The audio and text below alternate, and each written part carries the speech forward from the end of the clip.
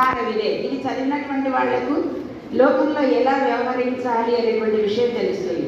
ఎవరితో ఎలా నడుచుకోవాలి, ఎట్లా ఉండాలి, ఏ సమయంలో ఎలా స్పందించాలి, ఏంటి మానవ జీవన విధానం ఏమిటి అనేటువంటిది కూడా తెలుస్తుంది. వ్యవహార విదే సద్య పరనిర్వృతయే. అప్పటికప్పుడు తక్షణం ఆ క్షణం మనకు విశేషమైనటువంటి ఆనందాన్ని ఇస్తుంది ఒక కథ విన్నప్పుడు. అలాగే ఒక ఇష్టమైనటువంటి స్నేహితురాలు చెలియనో ప్రియురాలు దగ్గర కూర్చొని మనకు ఉపదేశం చేస్తున్నట్లుగా ఇందులో ఉన్నటువంటి విషయాలను కథ చెబుతుందన్నమాట. ఇన్ని ప్రయోజనాలు ఉన్నాయి కథ వల్ల. అటువంటి అద్భుతమైనటువంటి కథలను దాదాపు 53 కథలను ఇందులో అజిత్ సార్ గారు పొందుపరిచారు. ప్రతి కథలో కూడా అసలు కథ ఎత్తుకున్న వెంటనే మనకు ఒక అద్భుతమైనటువంటి భావన కలుగుతుంది. ఆ లోపలికి వెళ్ళిపోవాలి, కథలోకి ఏముందో ఏముందో ఏముందో అనిపిస్తుంది అనమాట. కథ ఎత్తుగడ అంత చక్కగా ఉన్నది. మంచి అలంకారిక శైలిలో రాశారు. ప్రతి కథలో ఒక సంఘర్షణ ఉంటుంది. మన జీవితాల్లో సంఘర్షణ ఉందంటే కథలో కూడా ఖచ్చితంగా సంఘర్షణ ఉంటుంది. ఆ సంఘర్షణ లేకపోతే కథ కాదు. అలా వెళ్ళాలా ఇలా వెళ్ళాలా అనేటువంటివి, ఏ రకమైన టర్న్ తీసుకోవాలి జీవితంలో, ఇలాంటివి ఆ కథలో ఉంటాయి. మంచి సంఘర్షణాత్మకమైనటువంటి విషయాలు కథలో ఉన్నాయి. మంచి క్లైమాక్స్ కూడా ఉన్నది. ప్రతి కథకు కూడా మంచి క్లైమాక్స్ ఉన్నది. ప్రతి కథ ఒక ఆలోచనను, ఒక సందేశాన్ని అందిస్తూ ఉన్నది. వారు రాసే విధానం, శైలి అంటారు, రాసే విధానం మనకి చదివిస్తూ పోతుంది. రీడబిలిటీ ఉంది అనమాట. కథ మొదలు పెడితే గబగబా చదివేద్దామనిపించినట్లుగా ఉంది. మంచి సంభాషణలు ఉన్నాయి, పాత్రలు ఉన్నాయి, నాయకులు ఉన్నారు. అలా పదే పదే మళ్ళీ చదవాలనిపించేటువంటి మంచి రసగమ్యత కూడా ఒక్కొక్క కథలో మనకు కనబడుతుంది. వారు పల్లె వాతావరణాన్ని చూడని వాళ్ళు అయినప్పటికీ కూడా, నేను అడిగాను మీరు పల్లెలు తిరిగారా అని అడిగాను. నేను రచయిత, నేను పల్లెలు చూడలేదు, పల్లె వాతావరణం నాకు తెలియదు అన్నారు. పల్లె వాతావరణం తెలియకపోయినా సరే పల్లె వాళ్ళ భాష, వాళ్ళ జీవన విధానం, వాళ్ళ ఆలోచన ధోరణి ఇప్పుడింటిని కూడా వాళ్ళు చాలా చక్కగా ఆయా కథల సందర్భంలో వాళ్ళు చెప్తూ వచ్చారనమాట.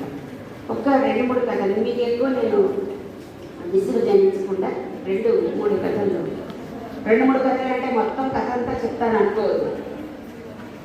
మొట్టమొదటి కథనే సార్ గారు రాసినటువంటి కథ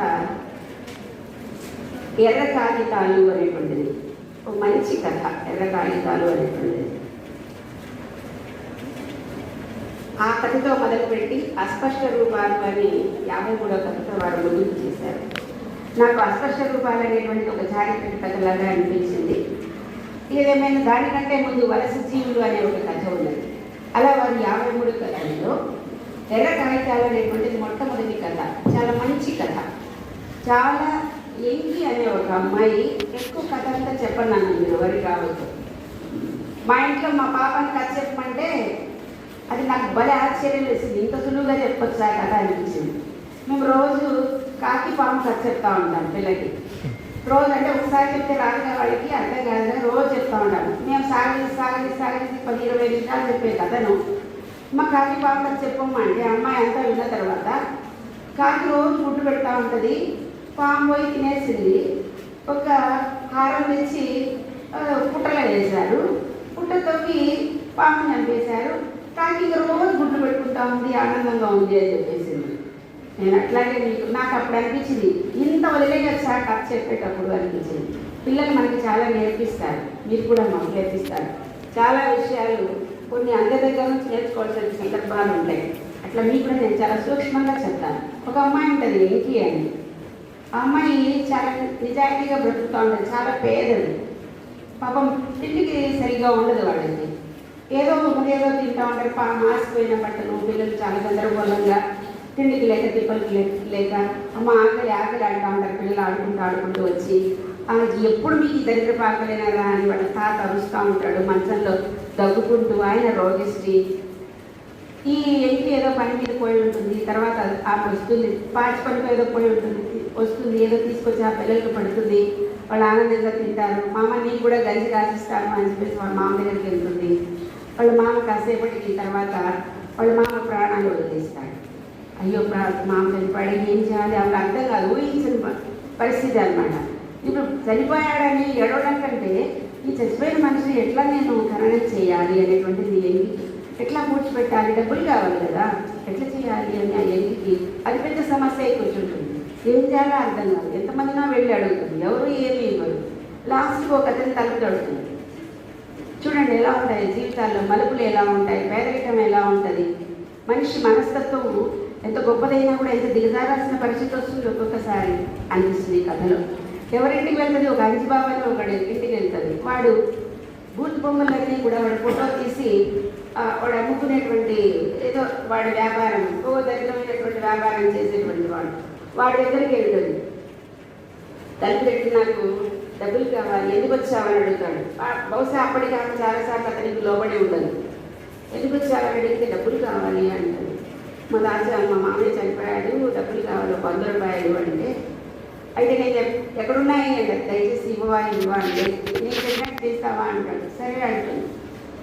సరే అని చెప్పేసి ఆమెను తీసుకెళ్ళి గదిలో వివస్త్రం చేసి బొమ్మలన్నీ తీసుకుంటాడు. వాడు తీసుకున్న తర్వాత ఆమె మనసు చచ్చిపోతుంది, ప్రాణం చచ్చిపోతుంది. కానీ ఆ 100 రూపాయలు డబ్బులు తీసుకొని కళ్ళనీళ్ళు తుడుచుకుంటూ బయటకు వస్తుంది. బయటకు వచ్చి వాళ్ళ తాతయ్య వాళ్ళ మామకి ఆ డబ్బులతో కరుణం చేసిందా అంటే లేదు. కవి ఇక్కడ, రచయిత ఇక్కడ చక్కటి మలుపులు తిప్పాడు. ఆమె ఆత్మ చచ్చిపోతుంది. అలాగే ఆమె కూడా ఎదురుగా వస్తున్నటువంటి లారీ తగిలి త్వరగా వస్తూ ఉంటుంది. రోడ్డు దాటుతున్నప్పుడు ఏదో లారీ తగిలి ఆమె కూడా చచ్చిపోతుంది. ఆ డబ్బులు కాస్త, పచ్చ నోట్లు కాస్త ఎర్ర కాగితాలే ఈ సమాజాన్ని వికరించాయి అని ఒక మంచి కవితను వెరీ గుడ్, మీకు నచ్చింది కదా. అలాంటిది పరితప్తత అనేటువంటిది, ఇది కూడా మంచి కథ. మనిషిలో ఉన్నటువంటి ఒక కళ ఏదైతే ఉంటుందో మనిషి, ఆ కళను పట్టుకొని మనిషి చాలా ఆనందంగా ఉంటాడు. ఆ కళలు మనల్ని బ్రతికిస్తున్నాయా, బ్రతికించడం లేదు. అలా కళ ఎప్పుడైతే సరే తను నమ్ముకున్న కళ తనను అవహేళన చేస్తూ తనను బ్రతుకు లేకుండా చేస్తుందో అప్పుడు ఆ వ్యక్తి ఎవరైతే ఉంటారో, ఆ కళను నమ్ముకున్న వ్యక్తి ఎవరైతే ఉంటారో మానసికంగా చాలా కృంగిపోతారు. అలాంటి అజయ్ సిన్హా అనేటువంటి ఒక వ్యక్తి మంచి చిత్రకారుడు. అతనికి ఆ చిత్రాలంటే చాలా విపరీతమైన ప్రేమ. అలా చదువుకోకుండా వాటి వెంట వెళ్ళిపోతాడు, చాలా గొప్ప చిత్రకారుడు అవుతాడు. అక్కడే తల్లిదండ్రులు చెప్పిన మాట అనుకుని ఎక్కడికో వెళ్ళిపోతాడు దూరంగా. అక్కడే ఒక అమ్మాయిని ప్రేమించి పెళ్లి చేసుకుంటాడు. ఇద్దరు కలిసి చాలా కష్టపడతారు. ఎందుకంటే నమ్ముకున్న కళ వాళ్ళకి డబ్బులు ఇవ్వలేదు. ఎవరు కళలను ఆదరించే వాళ్ళు లేరు ప్రస్తుతకాలంలో. రజిత్ గారి కథలన్నీ కూడా ఆధునిక కాలాన్ని స్పృశించేవే. ఆధునిక కాలాన్ని స్పృశిస్తాయి. అక్కడక్కడ కొన్ని కథల్లో పాత రోజుల్లో ఇంత బాగుండేది, ఇప్పుడు ఏంటి ఇట్లా అయిపోయింది సమాజం అనేటువంటి ఆవేదన కూడా కనపడుతుంది అనమాట. సరే, ఈ అజయ్ సిన్హా ఏం చేస్తాడంటే భార్యతో కలిసి చాలా తిప్పలు పడతాడు. కూటికి ఉండదు, గుడ్డకు ఉండదు, నానా అవస్థ పడతారు ఇద్దరు. ఈ మధ్యలో ఒక పాప పుడుతుంది. ఆ పాపను పోషించలేక ఎక్కడ తన బొమ్మలకి అంత చౌకగా కొనుక్కొని ఇల్లుగా దాచిపెట్టుకొని, మేము కూడా పుస్తకాలన్నీ ముద్రించి వందల ఇళ్లలో ఉన్నాయి, పుస్తకాలు కొనకపోతే మేము ఊరికి తీసుకొని చదవాలంటే కూడా చదువుతుండేది. కళలకు సాహిత్యానికి కాలం చెందినటువంటి రోజులు ఇది చాలా బాధిస్తుంది ఒక్కొక్కసారి. అలాంటి పరిస్థితుల్లో ఇదేమన్నా అజయ్ సిన్హా చాలా పిచ్చివాడైపోతాడు. ఏం చేశాను నేను, ఏం సాధించాను, బ్రతుకు కూడా లేనటువంటి ఈ కళ కళ అని చెప్పేసి బాధపడతాడు. అటువంటి చిత్రకారుడు, అద్భుతమైన చిత్రకారుడు. ఒకసారి మళ్ళీ రెండవ పాప కూడా గర్భవతి అవుతుంది, రెండోసారి కూడా భార్య. మేమే బ్రతకలేకుంటే మళ్ళీ ఈ పాప ఎందుకు అని 3 నెలల పాపని వాళ్ళు ఏమంటారు, అది ఒక రకంగా హింసే, చంపేసి అబార్షన్ చేయించుకుంటారు వాళ్ళు. అబార్షన్ చేసుకుని వెళ్ళిపోతున్న పిల్ల కాస్త తల్లిని కూడా తీసుకెళ్ళింది అని ఒక మంచి మాట అక్కడ వాడతాడు రచయిత. వెళ్ళిపోతున్న పాప తల్లిని కూడా తీసుకెళ్ళింది అంటాడు. అంటే భార్య కూడా చనిపోతుంది. చేతిలో బొమ్మలు పనికి రావటం లేదు, తన వృత్తి అద్భుతమైన వృత్తి ఎక్కడ పనికి రాలేదు, బ్రతుకు లేదు, అన్నము లేదు, నీళ్ళు లేవు, పిల్లల్ని పోషించలేని భార్య కూడా వెళ్ళిపోయింది. అజయ్ సిన్హా పిచ్చివాడిపోతాడు, తాగుడు బారిన పడిపోతాడు. ఇటువంటి అంటే ఈ కథల్లో ఏం చెప్పదలుచుకుంటా అంటే ఇదంతా విన్నటువంటి ఒక పక్కింటి ఆవిడ వాళ్ళని ఓదార్చడానికి వెళ్తుంది. ఆమె స్నేహితురాలు ఒక రచయిత అజిత్ సార్ లాగా, నేను ఇదేదో కథగా రాస్తాను అని చెప్పేసి కథగా రాస్తుంది. ఒక మంచి మలుపిస్తున్నాను ఈ కథకు అంటుంది. ఏంటి మలుపు అంటే, నేనే అతన్ని ప్రేమించి పెళ్లి చేసుకున్నట్లుగా ఈ కథలో మలిపించి అతన్ని బాగు చేసినట్లుగా నేను రాస్తుంది అమ్మాయి. రాసినప్పుడు ఆ కథ చాలా హిట్ అవుతుంది, చాలా మంచి పేరు వస్తుంది. అప్పుడు తన స్నేహితురాల దగ్గరికి వచ్చి చెప్తుంది, ఇట్లాంటి అజయ్ సిన్హా గారి కథ నేను రాశాను అని. చెప్పినప్పుడు ఆమె ఏమంటుందంటే, నువ్వు ఈ కథలో రాసినట్టుగా కాకుండా ఒక నెల రోజుల క్రితం కనుక ఇదే పని చేసి ఉంటే అజయ్ సిన్హా ఈరోజు మన మధ్య ఉండేవాడు, అజయ్ సిన్హా ఒక నెల రోజుల క్రితమే చనిపోయాడు అంటే ఒక ఒక కళాకారుడు యొక్క జీవితం ఎంత అధోగతి పాలవుతుంది. కళను నమ్ముకున్న వాళ్ళు ఎంత సెన్సిటివ్గా ఉంటారు, వాళ్ళు బ్రతకలేని పరిస్థితిని ఇచ్చేటువంటి సమాజం ఏమిటి. అట్లాగే రచయితలు వీళ్ళు రాయడమే కాకుండా ఆచరణలో కూడా కొంత చూపిస్తే బాగుంటుందన్న భావన కూడా రచయిత యొక్క అభిప్రాయ కథ ముగింపులో నాకు అనిపించింది. చాలా ఆ కథ రాసిన రచయితని వెక్కిరించినట్టుగా అనిపించింది అని రాస్తాడనమాట. అలాంటిది పరితప్తత అనేటువంటి ఒక అందమైన కథ. ఏదైనా సరే ఉపాధి లేకపోతే లాభం లేదు అనే పరిస్థితి మనం ఇక్కడ గమనిస్తున్నాం. తర్వాత ఆత్మతృప్తి అనే ఒక మంచి కథ. అంతకంటే ఒక మంచి ఆమె నవ్వులో చాలాసార్లు ఆయన కథల్లో హీరోయినే ఉంది అనమాట.